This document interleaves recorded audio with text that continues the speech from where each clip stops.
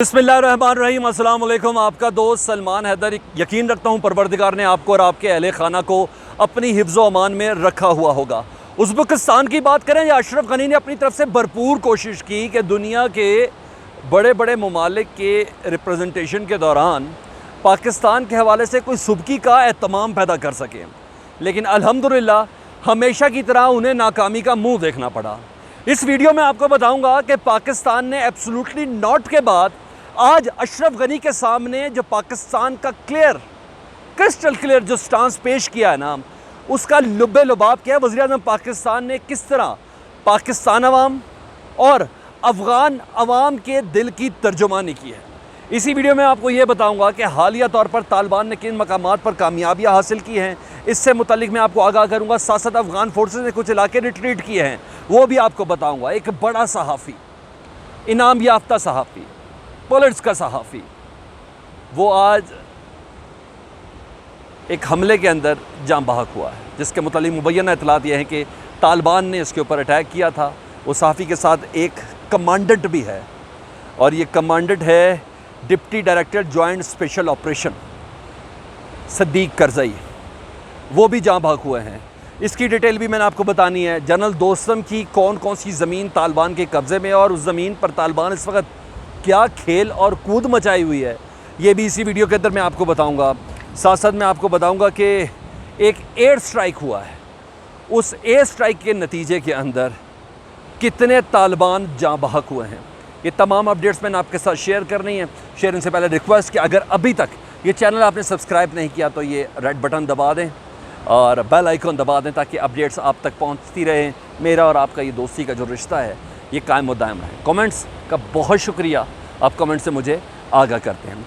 Details में जाता हूँ। सबसे पहले जाहिद हफीज़ चौधरी तर्जुमान दफ्तर खारजा की अपडेट्स आपके साथ शेयर कर दूँ। उन्होंने कहा है कि गुज़िश्ता दिनों में 40 अफ़गान फ़ौजियों को, 40 अफ़गान सिक्योरिटी एहलकार को हमने वापस अफ़गानिस्तान में भेजा है।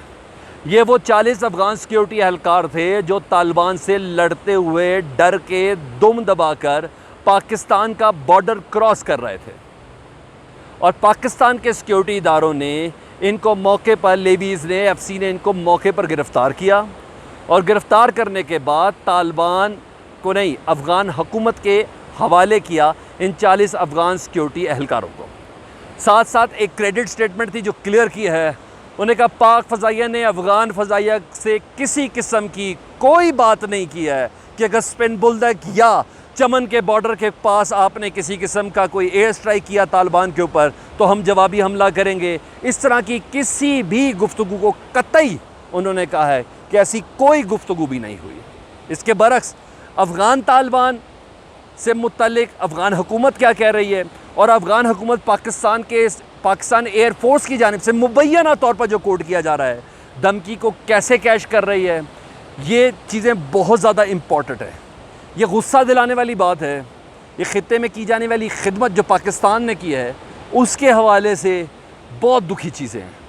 न जाने ये किस मंजिल पर लेके जाना चाहते हैं अफ़गान हुकूमत, लेकिन बहरहाल तर्जुमान दफ्तर खारजा जाहिद हफीज़ चौधरी ने यह बात क्लियर कर दी है। और साथ साथ आपको ये भी बताता चलूँ कि अफ़गान हुकूमत का मौक़िफ़ इस हवाले से ये है, अमर साले के इल्ज़ामात के मुताबिक, वाइस प्रेसिडेंट के इल्ज़ामात के मुताबिक, कि दरअसल अफ़गान हुकूमत की इल्ज़ाम लगा रही कि पाकिस्तान की एयर फोर्स तालिबान की सिक्योरिटी संभाले हुए हैं। इससे बड़ी कोई हंसी की बात है कि अफ़गानिस्तान की हदूद में जो तालिबान हैं, जिन्होंने क्रॉसिंग पॉइंट को पकड़ के रखा हुआ है, कब्ज़ा करके रखा अफ़गान और पाकिस्तान के, उसको जो सिक्योरिटी फराहम कर रहा है ना, वो पाकिस्तान की एयरफोर्स कर रहा है अमर साले के मुताबिक। तर्जुमान दफ्तर खारजा ने कहा ऐसी कोई बात नहीं है, सब बकवास है, सिर्फ़ और सिर्फ बकवास है। अच्छा जी, मज़ीद आपको बताता हूँ। इमरान खान साहब ने, वज़ीर-ए-आज़म पाकिस्तान इमरान खान साहब ने जो अशरफ गनी के इल्ज़ामात के जो जवाब दिए ना, उसकी सूरत, उसकी तेज़ी और उसकी टाइमिंग बहुत काउंट करती है। अशरफ गनी ने इल्ज़ाम लगाया था, जिस पर मैंने 4-6 वीडियोस पहले भी एक व्लॉग भी बनाया था, कि ये इल्ज़ाम लगाया जा रहा है अफ़गान हुकूमत की जानिब से कि 7,000 लश्कर तैयबा के जो जंगजू हैं वो तालिबान के हमरकाब लड़ने के लिए अफ़गानिस्तान पहुँचे हैं ताकि इसके बाद अकोमोडेट कर सकें मकबूजा कश्मीर को जो भारत के ज़ेर तसल्लुत है, ताकि ये तालिबान की जो क़यादत जिनके साथ ये खून शामिल करके लड़ने के लिए जो जा रहे हैं ना, वो कर सके। ये मुबैना एक इल्ज़ाम था। इस पर मैंने एक वीडियो भी बनाई थी कि एक प्रोपेगेंडा शुरू किया गया है, मगर ये महज प्रोपेगेंडा नहीं था। जब इसको अशरफ गनी तुर्कमानिस्तान के उस सबसे बड़े फोरम पे बात करा जब पाकिस्तान का वज़ीर आज़म मौजूद है, जहाँ अमेरिका की रिप्रेजेंटेशन मौजूद है, तुर्कमानिस्तान की रिप्रेजेंटेशन उधर मौजूद है, अफ़गानिस्तान की रिप्रेजेंटेशन उधर मौजूद है, उस मौके पर इस तरह की स्टेटमेंट देना कि 10,000 जंगजू पाकिस्तान से अफ़गानिस्तान के अंदर दाखिल हुए। इसका जवाब वज़ीर-ए-आज़म इमरान खान ने कहा कि पाकिस्तान पर इस तरह के इल्ज़ामात लगाना शदीद नाइंसाफ़ी है।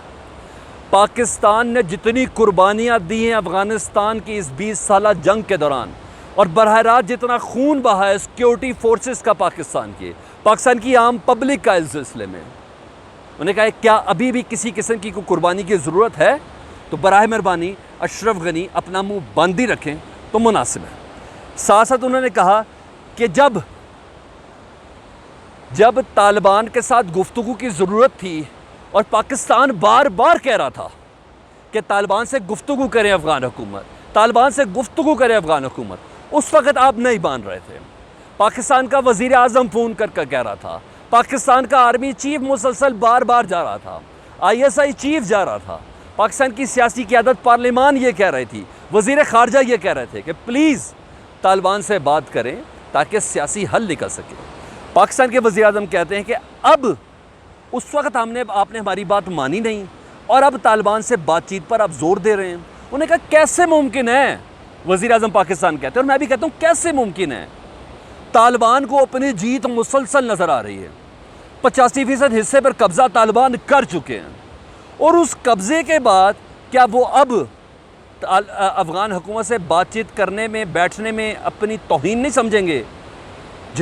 जिस तंजीम को ये पता हो, जिस ताकत को ये पता हो कि हम काबुल बिल्कुल फ़तह के करीब है, हो गया काबुल फ़तह, रोज़ की बुनियादों पर सिक्योरिटी इदारे सरेंडर कर रहे हैं या जान से जा रहे हैं, दसियों दर्जनों डिस्ट्रिक्ट रोज़ की तादाद में कब्ज़ा हो रहा है, 85% रकबे पर तालिबान का कब्ज़ा है। उस मौके पर पाकिस्तान के वज़ीर आज़म कहते हैं कि अशरफ गनी अब आप कह रहे हैं कि मुज़ाकरात के लिए राह हमवार की जाए। उन्हें कहा यह कैसे मुमकिन होगा जबकि तालिबान को अपनी फ़तह नज़र आ रही है। अगर अब भी समझ नहीं आई ना अमर साले को और अशरफ गनी को, फिर न जाने कब समझ आएगी। आखिरी चीज़ मैं आपके साथ जो शेयर करनी थी वो ये थी, Bamiyan province Khamard district Afghan forces ने दोबारा कब्ज़ा किया है। फुटेजेस के हिसाब से लग रहा है कि अफ़गान फोर्सेस ने इस डिस्ट्रिक्ट के अंदर कब्ज़ा किया है बामियान में। अच्छा जी, अवार्ड याफ्ता जर्नलिस्ट हैं जी दानिश सदीकी, इंडिया से इनका ताल्लुक़ है, बैनुल-अक़वामी शोहरत याफ्ता है, रोहिंग्या मुसलमानों को इन्होंने रिपोर्ट किया। यही नहीं, फ़ोटो जर्नलिस्ट हैं। यही नहीं, इन्होंने जो हालिया दिल्ली के फसादात थे उनको कवर किया रॉयटर्स की जानिब से। इन्होंने कोरोना के हवाले से जो ज़बूहाली हुई थी इंडिया के अंदर, जो इख्तियारात, एहतमाम और ख़यालात के हवाले से, इंतज़ामात के हवाले से जो कमियाँ थी उनको इन्होंने हाईलाइट किया था। अफ़गान फोर्सेस के साथ ये रिपोर्टिंग कर रहे थे कंधार के अंदर, स्पिन बुल्दुक के उस इलाके में जहाँ अफ़गान तालिबान ने नया कब्ज़ा किया था, वहाँ इनको कत्ल कर दिया गया है। और पूरी दुनिया की तरफ से, और मैं ख़ुद भी इसकी मज़म्मत करता हूँ कि किसी सहाफ़ी को इस तरह बेईमाना तरीके से कत्ल करना सरासर नाइंसाफ़ी है। और यही नहीं, एक और बड़ी ख़बर मैंने आपके साथ शेयर जो इसके साथ करनी है वो ये है कि कमांडर हैं Saddiq Karzai, deputy director joint special operation Afghanistan, वो भी ज़राए बता रहे हैं कि इस हमले के अंदर जाँ बहक हुआ है। ये कर्नल रैंक का कमांडर है और जो मुसलसल साथ होता था फ़ोटोग्राफ़र के साथ, और इस फ़ोटोग्राफ़र का नाम दानिश सद्दीकी है, इनके साथ ये मौजूद होते थे। अच्छा जी, जनरल दोस्तम का गेस्ट हाउस तालिबान ने कब्ज़ा किया है जौज़जान प्रोविंस, वहाँ तालिबान खूब हल्ला गुल्ला खेल कूद कर रहे हैं, मनाजिर यही दिखाए गए हैं। शबलगान डिस्ट्रिक्ट के अंदर यह मौजूद है।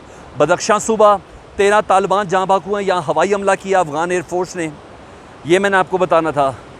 और साथ साथ अफ़गान हुकूमत की ये हर्जा सराई है कि A-29 तैयारों से वो स्पिन बोल्दिक पर हमला करने वाले थे, लेकिन पाकिस्तान की एयरफोर्स ने कहा कि हमारा जो एयर डिफेंस सिस्टम है वो एक्टिव हो जाएगा अगर आपने हमला किया। तो तर्जुमान दफ्तर खारजा कहता है हमने ऐसा कुछ भी नहीं किया। अब तक की तो इस पहर तक अपडेट्स थी जो मैंने आपके साथ शेयर की। अपना बहुत ज़्यादा ख्याल रखिएगा। चैनल सब्सक्राइब नहीं किया तो सब्सक्राइब कर दे, बेल आइकॉन दबा दे। अल्लाहुम्मा सल्ली अला मुहम्मदिन व आले मुहम्मद।